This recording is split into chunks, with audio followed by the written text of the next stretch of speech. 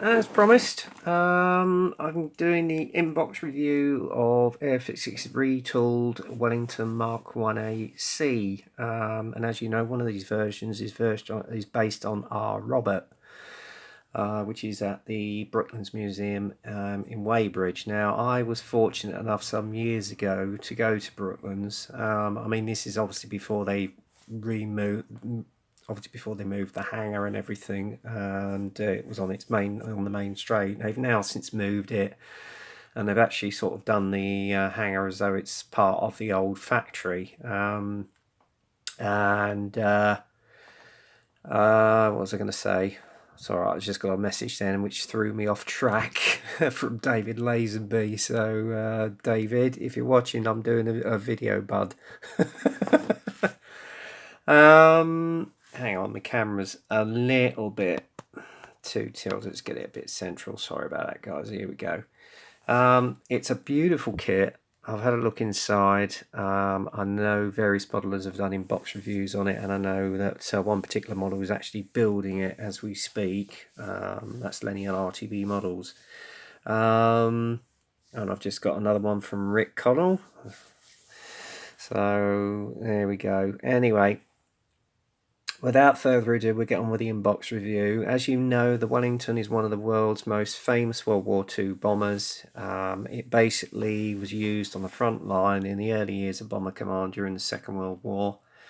And believe it or not, was actually designed by Sir Barnes Wallis, who invented the bouncing bomb for the Dam Busters raid. It was quite unique in the geodetic structure that it was made up of. It was mostly fabric covered as well.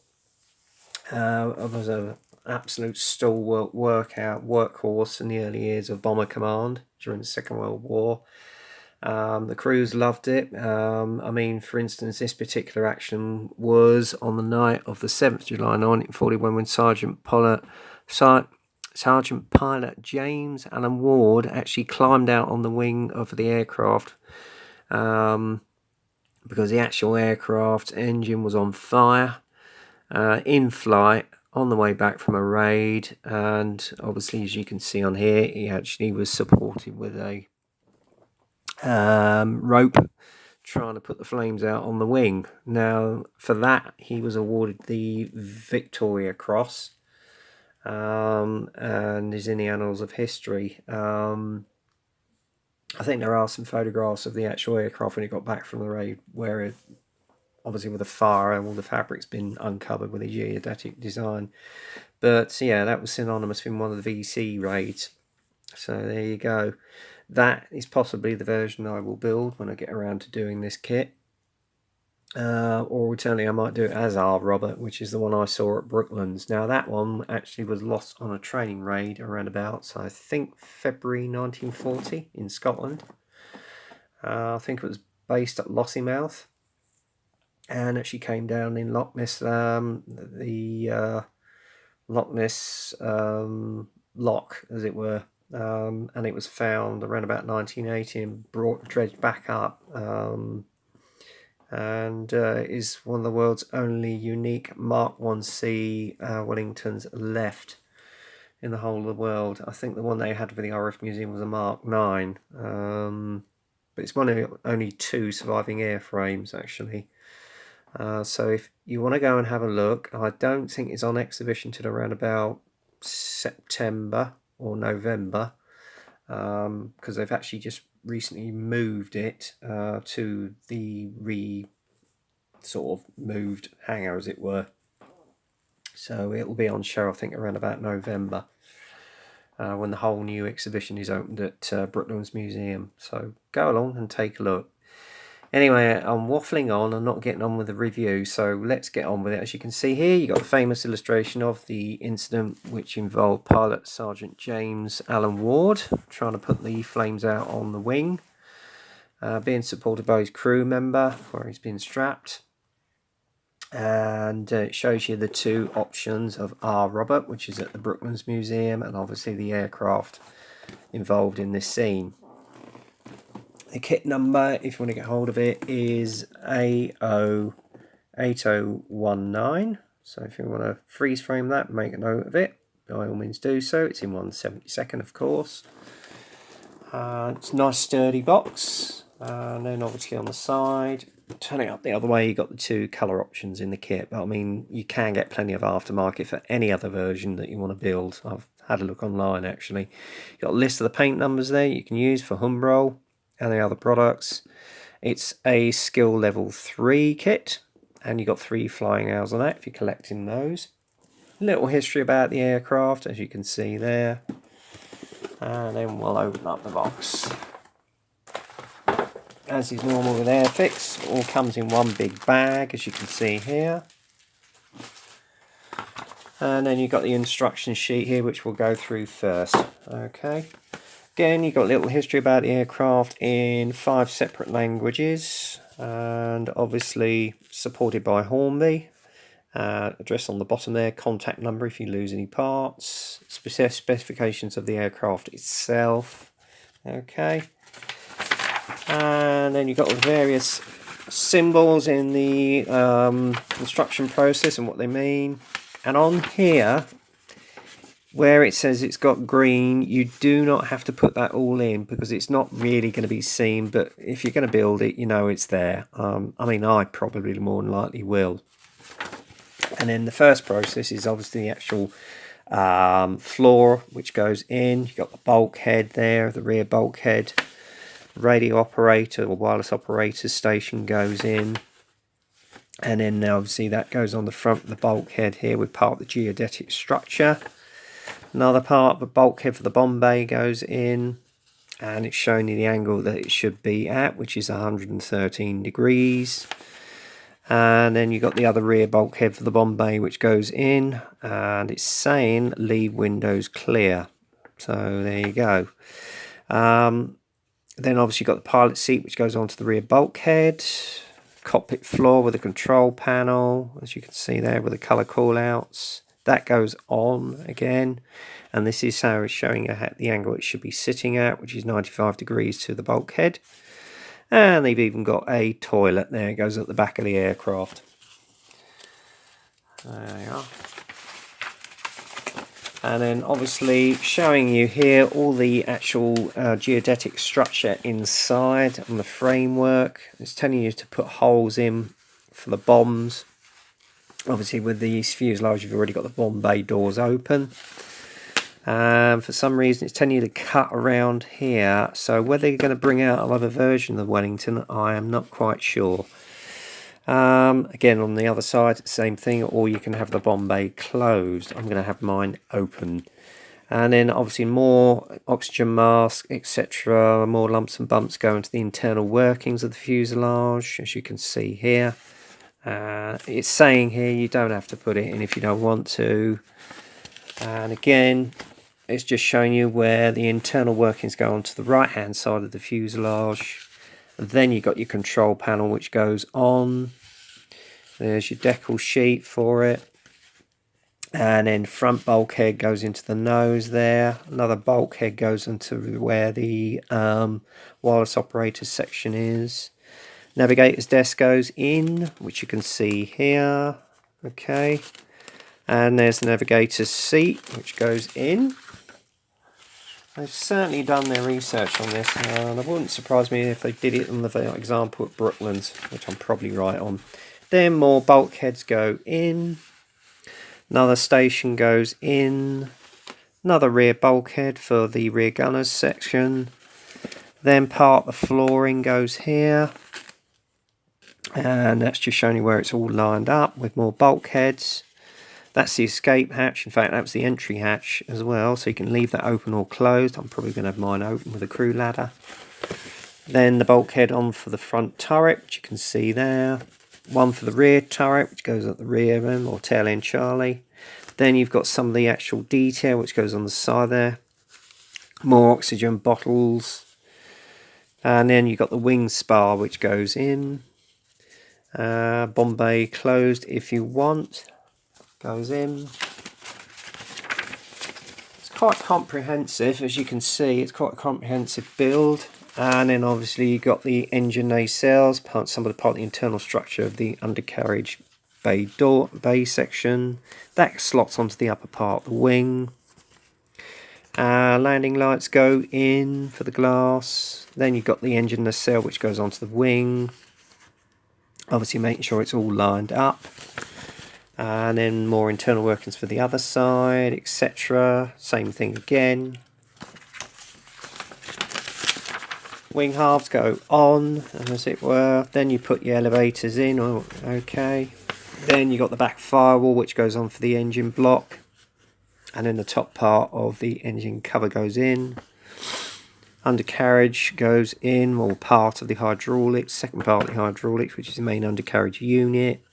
Same on the other side. Okay. Hang on, just trying to sit this through. Wings go on to the main spar, as you can see there. And then obviously you've got the rear doors for the rear tail wheel, which goes in as well. Then you've got your rudder and elevator, which goes on. Rear tail planes and elevators go on. So you can probably position them down if it's at rest. And then you're getting onto the engine units. Engine mounting goes in. And then you've got the main cowling which goes on, and the level of detail on the actual Rolls-Royce Pegasus engines does look very good. Then the assembly of the bombs. Then you've got your bomb rack here. That goes into the main part of the unit there. Goes into the bomb bay. Job done. Then you've got your assembly of your front guns unit, which goes into the nose. Again, the level of detail on the Brownings is very well detailed. Rear and turret as well, same thing again. Side glass, which goes onto the side of the fuselage, and more on the other side there. Then you've got the observation dome. You can have or delete that, it's entirely up to you which version you're doing. Then the assembly of the wheels, which are weighted, which is nice. And that's basically it. They go in, and that's your kit done. Oh, actually, it's not quite done. Then more lumps and bumps go on, obviously with your radiators, etc. Front grille for the engine goes on, nose, propellers. Then you've got the radio which goes on, including the aerial mast, etc. And then the glazing for the cockpit goes on. And then you've got your crew ladder. And that is basically your kit done. So there you go. So next thing we'll look at is colour options you've got. Now the good thing is Airfix have actually printed them in colour. As you can see here, the first one is of 75 New Zealand Squadron, which was based at Feltwell around about 7th July of 41. And this was involving the famous action with silent pilot James Allen Ward when he walked onto the wing. So there you go, and it was awarded the Victoria Cross, so that gives you colour call-outs, etc. Okay, and then the other example, as we well know, is of the 1A, which was based at Lossiemouth and lost in December 1940, recently recovered in 1985, and is on display at the Brooklands Museum. So there you go. Now, let's have a look. The most interesting part of the kit is the parts themselves. As I say, it all comes in one big bag, which I must admit I detest, because unfortunately in that case parts can get scratched, etc. So let's have a little look. Just going to cut the bag and get it open. Let's have a look at the first sprue. Right, here we go. There you are. There's part of the actual geodetic main spar structure. This is the unit that goes into where the cockpit is. Now, unfortunately, you have got injector pin marks in this, so you're going to have to do a bit of filling. Although it won't be noticeable once you actually got the button fuselage, with the fuselage all buttoned up. I have to say, I'm extremely impressed with this. This is beautifully done. There's the crew ladder, more bulkheads as you can see there, and even the fabric, the way they've moulded that on the elevators is exquisitely done, beautifully done. And then obviously you can see all the geodetic structure in the actual fabric there. beautifully caught. Engine firewalls, nicely caught as well. There's your oxygen tanks there. That's part of the internal structure, which is stressed, as you can see that. Lovely level of detail on there. If I can get that to focus. As you can see there. And then there's your engine housings. Again, the way they've caught the stress skin on these elevators is exquisitely done. So that's the first sprue done. The second sprue is more of the detail of the turrets, which you can see here, and you've already got the Browning guns on them, which is nicely caught. If I can get that into focus, there you go. Even the exhausts are nicely drilled out, and then obviously you've got the wireless operators or navigators radios there. Gorgeously done, lovely level of detail, exquisite. And then obviously you've got your flares here as well. There's your bombs and part of the bomb structure there. I think this is where the toilet goes. Again, no, actually this is the cockpit floor. Look at the detail on that. It's exquisite. Unfortunately one of these is bent, so I'll probably have to re-bend that back into some warm water or something. That's a bit unfortunate. Again, this is part of the undercarriage units, you can see here, part of the bulkheads, nicely caught. And again with the wheels, you've got them in two halves, but they are weighted, which is nice. You are. And there's more internal detail here, beautifully caught, as you can see here. If I can get it to focus. Come on, focus, you devil. There you go. Come on, focus. There we are. It's all been beautifully detailed, and even the undercarriage units, which you can see here. And then you've got your navigator's seat, faithfully reproduced. Even on the back of the turret, the doors are nicely done. And then you've got your radio there, radio housing. And if you, depending on which version, if you haven't got the windows on the Mk1A or C, you block them in. If I can get this damn thing to focus, come on. The stress skin on that is beautifully represented.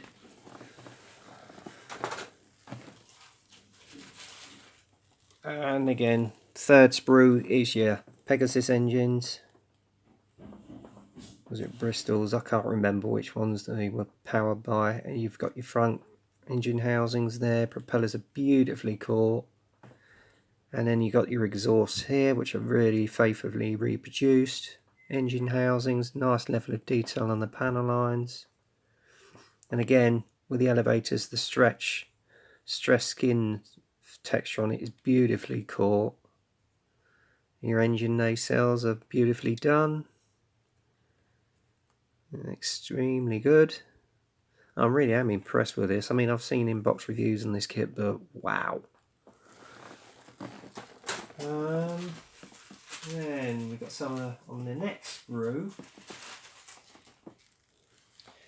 Got the internal geodetic structure on the floor and on the side panel unit for the bomb bay. Very beautifully caught. There's your main wing spar as well. Again, beautifully produced.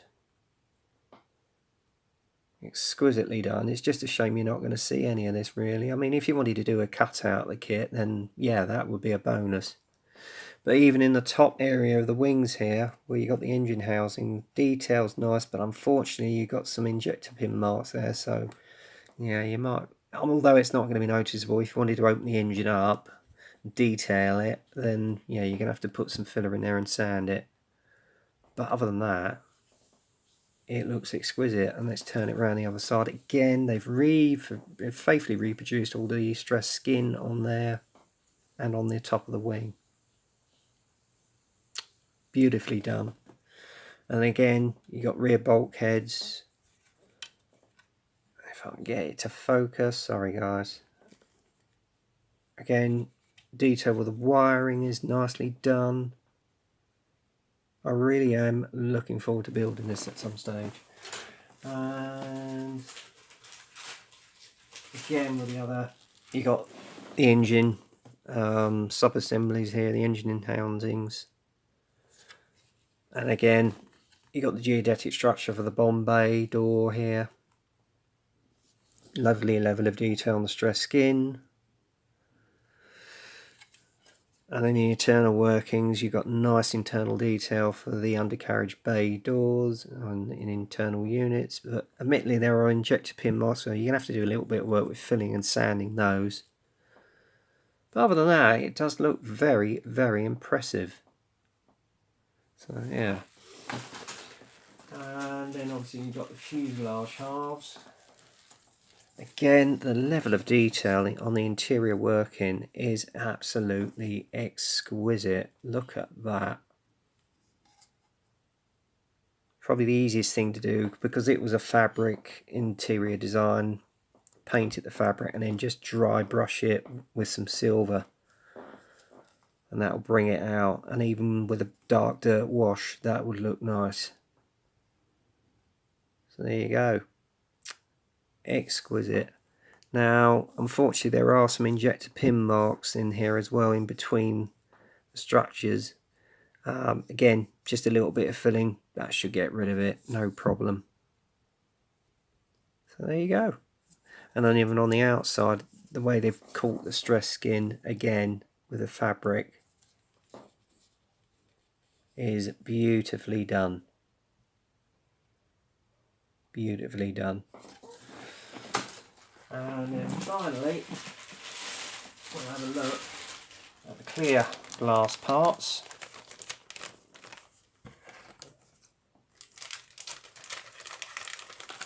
Cut that out.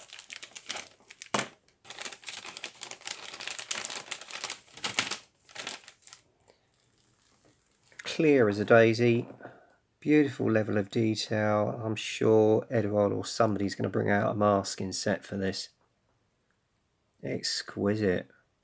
And you've got two cockpit fronts there, which is quite handy. So if you screw, in fact, you've got one where you've got the side of the cockpit open, which I'll probably more than likely do when I get around, as and when I get around to building this. And again, it is beautifully caught. Nicely done. Certainly has boosted from the old venerable one that we had with Airfix. Yeah, quite impressed with this kit, I'll tell you. Right, let's get the main screws back in.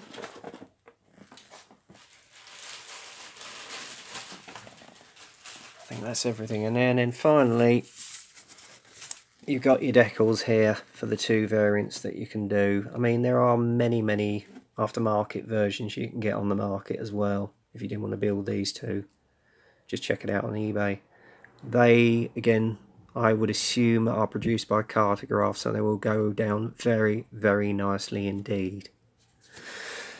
So there you have it. That is the new 1/72 Vickers Wellington Mk1A C, guys. I have to say I'm extremely impressed with the level of detail on this. Airfix are certainly up in their game. I hope they very much retool their Sterling, because that is in a very bad need of being done, and possibly the Halifax. And I would love it if they brought out an Avro Manchester. I think it's about time they have one, really. So there you go. That is new. That is Airfix's